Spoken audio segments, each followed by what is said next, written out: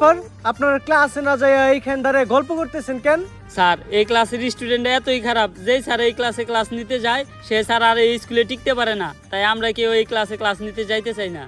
আপনারা শিক্ষক হয়ে সামান্য স্টুডেন্টের দেহে ভয় পান? এটা কোন ক্লাস কোন?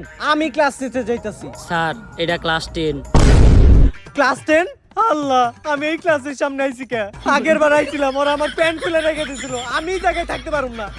স্যার কই যান? কন্ত নিউটনের দ্বিতীয় সূত্র কি?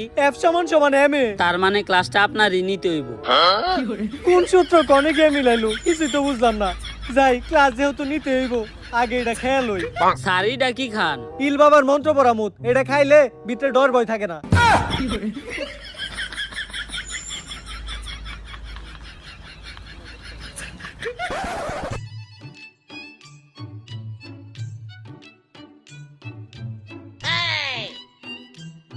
কি ব্যাপার প্রিন্সিপাল স্যার, আপনি তো ঢুকে আমাকে সালাম দিলেন না?